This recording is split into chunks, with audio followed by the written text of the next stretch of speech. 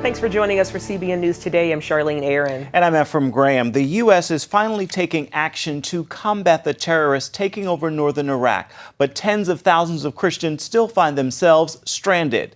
The Islamic radicals are beheading children, burying people alive, and they won't stop there. Chris Mitchell has the latest from Erbil, the capital of Kurdistan. Over this past week, the army of ISIS swallowed up parts of Iraq like a darkness. In just one day, tens of thousands of Christians fled villages like Karakush and Bartilla, just about 25 miles away. Most have come here to Erbil with nothing more than the clothes on their back. They take everything from the house, from the store, everything. And they take like machine, everything, because they are Christian. Just the name Christian. They hate Christian especially. We don't know why. It was leave or die. They say if anyone don't become like Muslim, we're gonna kill it. Kill it. Each one, from baby and woman, one, old man. We don't have anything here.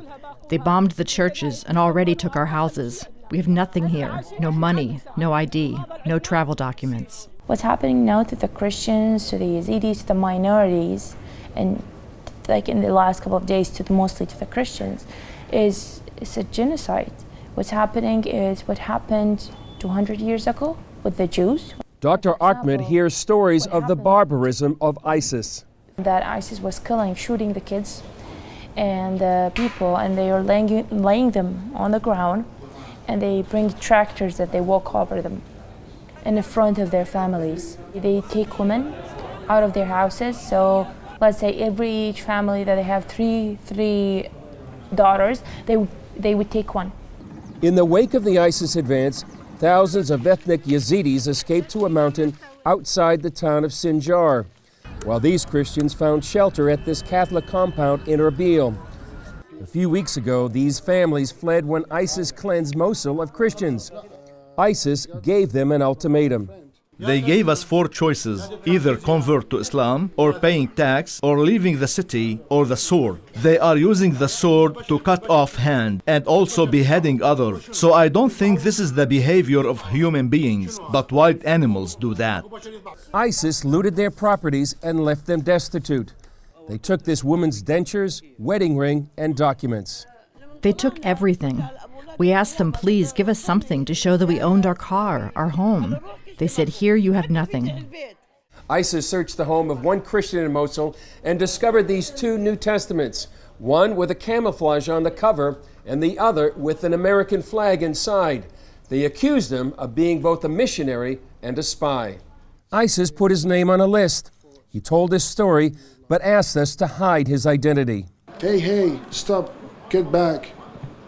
You are a Christian. The terrorist told me we will kill you. Sometimes the pressure is overwhelming. Jesus, save me. Oh, the terrorist. Forgive them. Forgive them. Because they didn't know. They didn't know what they were, what they act. Even though these Christians are the original people of the region, many simply want to leave. They're pleading for the U.S., the UN, and Pope Francis to help. We are asking the responsible states of the international community to come and look and see how all the people are living here. Chris Mitchell, CBN News, Erbil, Kurdistan. America's military launched a 4th round of airstrikes against militants firing on Erbil in Iraq this weekend. The strikes are meant to protect U.S. personnel in and around the Kurdish capital. They have also allowed Kurdish forces to gain some ground in their battle against the Islamic State militants. Senior officials say the Obama administration has begun directly providing weapons to those Kurdish forces, and the U.S. is providing aid to victims trapped on mountains due to Islamic State attacks. President Obama is taking fire from the left and the right for the rise of ISIS and the disaster in Iraq. Every day that goes by, ISIS builds up this caliphate, and it becomes a direct threat to the United States of America. They are more powerful now than al-Qaeda was on 9/11. And when the president says, and he tries to blame this on the intelligence community, that they didn't tell him, General Flynn was saying months ago that ISIS was going to move through Iraq. Fallujah fell months ago. This president did nothing. All he talks about is ending the war in Iraq. All he ended was American influence in Iraq. And that's the failure, and it's on his hands. Former Secretary of State Hillary Clinton is also blaming President Obama's policies for the creation of ISIS. She says the radical Muslim army gained strength because the U.S. didn't do enough to help moderate rebel forces in the early days of the Syrian revolution. She told The Atlantic magazine the failure to do that left a big vacuum, which the jihadists have now filled. In a reference to President Obama's own description of his foreign policy doctrine, she said, "Great nations need organizing principles, and don't do stupid stuff is not an organizing principle." In her book, Hard Choices, Clinton wrote that as Obama's Secretary of State, she argued the U.S. should play a bigger role in aiding Syria's moderate rebels. She is considering running for president in 2016. Meanwhile, some ISIS fighters are returning home to Europe. Police in Kosovo arrested 40 alleged Islamic radicals suspected of fighting in Iraq and Syria. Weapons, ammunition, and explosives were also seized at 60 locations across Kosovo, including makeshift mosques believed to have served as recruiting centers. Hamas has once again stopped its rocket fire at Israel as another ceasefire went into effect. The terror group launched rockets at Israel all weekend after an earlier ceasefire expired Friday. Israel's finance minister Yair Lapid said the ball is now in Hamas's court. Why is it that Hamas is declining to renounce terror in order to get peace, rehabilitation, and the removal of the siege from his people? Hamas only needs to do one thing and one thing only, and that is to renounce terror. Why is it that they don't? Meanwhile, the Islamic State in Iraq says it has already joined the fight against Israel in Gaza. Possible 2016 GOP presidential candidates spent the weekend speaking to more than 1,000 Christian conservatives at the Iowa Family Leadership Summit. The candidates expressed support for Israel and questioned Obama's foreign policies, especially regarding the current devastation in Iraq. Just a few months ago, President Obama dismissed ISIS as the, quote, junior varsity. And we now see the face of evil that is manifested by these radical Islamic terrorists. I do think more could have been done before this point, and yet we still also haven't heard from the president a comprehensive strategic perspective on what are his long-term plans. Other potential candidates at the event included Texas Governor Rick Perry and past caucus winners Rick Santorum and Mike Huckabee. The fatal shooting of an unarmed black man in suburban St. Louis sparked widespread looting, vandalism, and chaos Sunday night. The tense situation erupted after a candlelight vigil for the 18-year-old.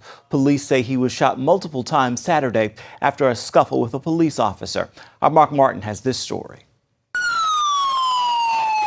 Overnight, police cars raced to several scenes in Ferguson, Missouri as angry mobs took to the streets, kicking in windows, looting stores, and smashing police cars. Across the city, there were even reports of shootings. Police officers responded in riot gear. He was a good kid, and they did that to him for no reason. The city of Ferguson turned into this after a vigil for 18-year-old Michael Brown, an unarmed black man who was allegedly shot and killed by a police officer on Saturday.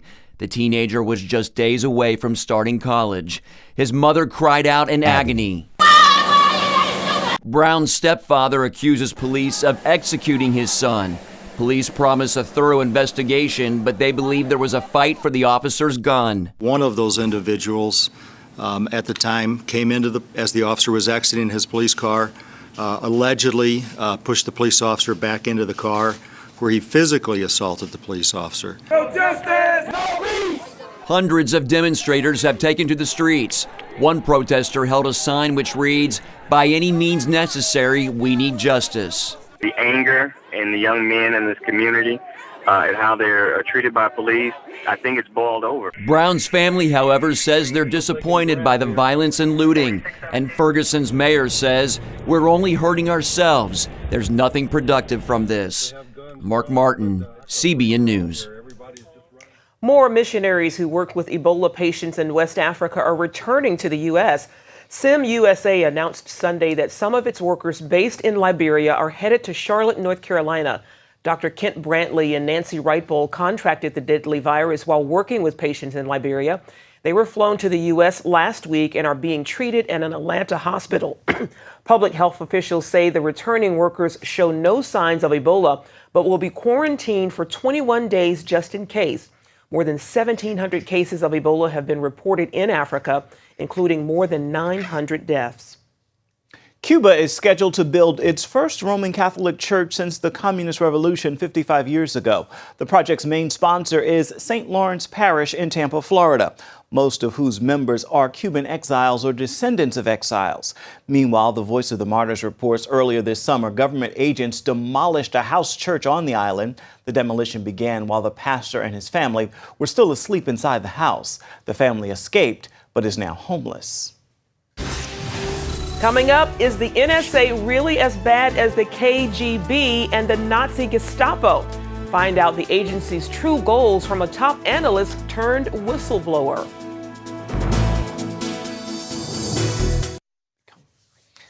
Total population control. Bill Binney says that is what the National Security Agency wants, and he should know. He worked there for more than 30 years. That's right. Binney actually became one of the NSA's top analysts before he resigned because of their domestic spying programs. CBN founder Pat Robertson spoke with Bill Binney on the 700 Club. How big is this apparatus of the NSA? We hear about it, but you know firsthand.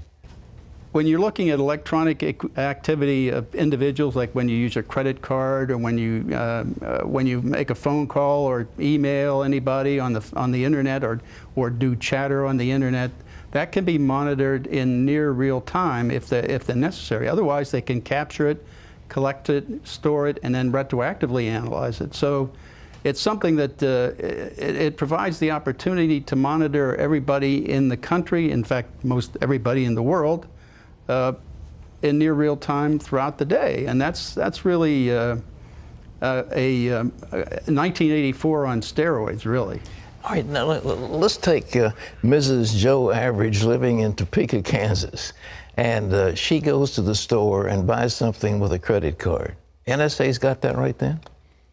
They have electronic data.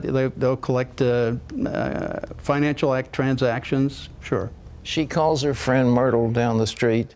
That phone is monitored, that call? Not all of them, but a good many of them are recorded. Certainly all of the fact that she made that call is recorded and stored and what we call graphed, that is building relationships. That's one of the real problems here. This is a violation of your First Amendment rights. Under the Constitution, you have the right to assemble, free assembly, which means that it doesn't say you have the right to free assembly as long as the government knows about it, which is what's happening when the telecommunications companies turn over all their records of phone calls to and from with duration. That tells them everybody you're contacting, your whole social network on the phone, because it's a simple matter of doing a reverse lookup to see who that is that you're calling. Oh, you quit the agency because you said what they were doing is unconstitutional. That is clearly unconstitutional, but why does the government keep on doing it? They're doing it for law enforcement worldwide, and actually the main users of this data are in fact FBI and the Drug Enforcement Administration and other law enforcement agencies in the country, and they use this data to find criminal activity, and then they go arrest people based on this information. And then they have to do a parallel construction, which means they use normal policing techniques that they would be expected to use to find evidence that would justify and show probable cause for an arrest. Then they substitute that for the NSA data in the courts. In fact, that's one of the things that happened in challenging that process. Was one of the lawsuits was Amnesty International versus Clapper. And that made it to the Supreme Court. And the only way they got rid of that was to basically lie to the Supreme Court and say that, well, if anybody had any of this data used against them in the court of law or anything, that the defendants would be told. And that was simply a lie. Nobody has been told to date. Ari, do they give this information to the IRS? That's the other problem. The Drug Enforcement Administration has a special unit, the Special Operations Division, the SOD, and that division is supposed to, its primary purpose is to look into the NSA data to find criminality and criminal activity. The members of that are the CIA, the NSA, the FBI, of course DEA, DHS, and the IRS. Now that means that the IRS has actually has access to all the data of the social networks of everybody in the country, because NSA builds those in the databases that they have from the billing data or the contact data that's provided by the telecommunications companies. So this in effect allows them, if they're interested in stopping anybody getting a 501c3 application in for tax exempt status for say someone in the Tea Party or the Occupy group or any religious group attempting to get 501c3 or tax exempt status, they could look into that mapped, graphed relationships and see if you're a part of any organization that they perhaps want to stonewall or slow roll and prevent from becoming politically active. If you want to learn more about William Binney and what's really going on at the NSA, you can go to our website, cbnnews.com. Up next, you've heard of love at first sight, but married at first sight? Why some are calling the new dating reality show Crazy Town and a mockery of marriage. Sudan's second civil war killed millions of people and left countless children without parents. Thousands of those orphans have come to be known as the Lost Boys of Sudan. Now their emotional story is coming to the big screen, and CBN News has this exclusive preview. The Ron Howard and Brian Grazer film is called The Good Lie, and it stars Academy Award winner Reese Witherspoon. I don't think they're gonna make it if they're not together. We're in America now, and in America we are nothing. That is not true. I wonder if your church group would help me hosting a refugee. You sure you're ready to take this on? Definitely. Now you can see the complete preview at cbnnews.com, and you can catch the film when it hits theaters in the fall. Well, a summer reality TV show is making waves with this controversial premise. Couples are matched by a panel of relationship experts, and they marry without ever meeting each other. It's called Married at First Sight. Take a look. It's a 21st century twist on a concept that's as old as time itself, the arranged marriage. On FYI Channel's Married at First Sight, 3 couples agree to participate in a social experiment and marry someone chosen for them by 4 relationship experts. Do you take Doug Hayner as your lawfully wedded husband? The American Pastors Network was quick to condemn the reality show, calling it a mockery of marriage, saying in a statement, "A major role of pastors today is spending serious time counseling couples who want to enter into the sacred union of marriage. Marriage is not a game show, a contest, or something to entertain the masses. Rather, it's a divine relationship defined by God and confirmed throughout Scripture."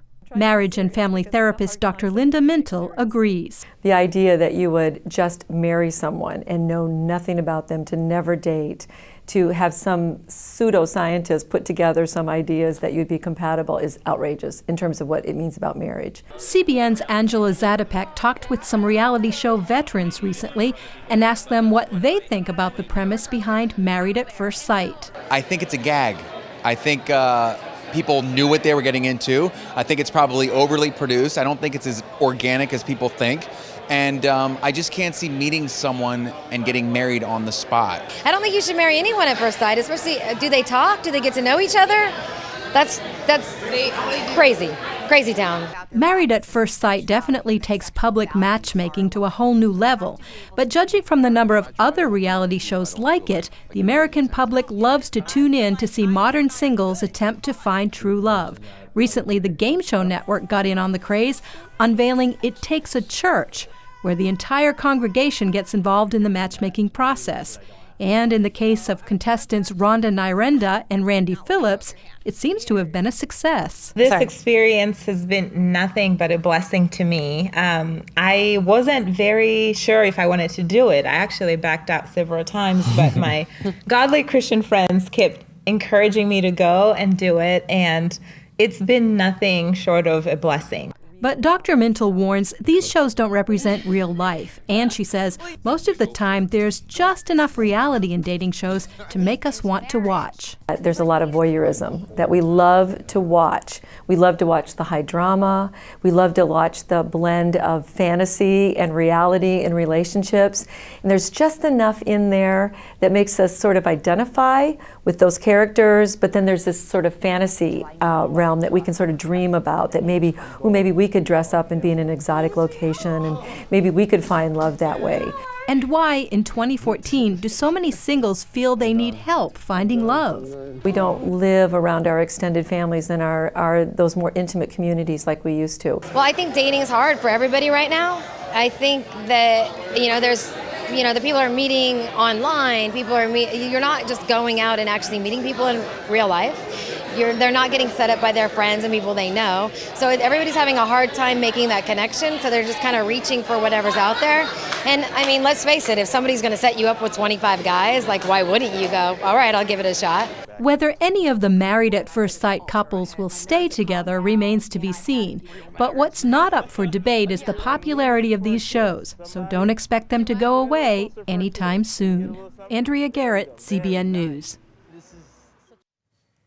Finally today, Operation Blessing is helping some desperate Honduran families start a new life. We're talking about people who risk their lives trying to cross illegally into the United States. Operation Blessing is working with the Honduran government to help those families when the U.S. sends them back to their home country. Teams have set up receiving areas for children to play while their parents are processed back in. And they're helping these families get back on their feet as well, like Maria, who was recently deported after reaching the U.S. with her son, who was an infant. They helped her to start over and provide for her family by giving her all the tools she needed to open her own tortilla business back in Honduras.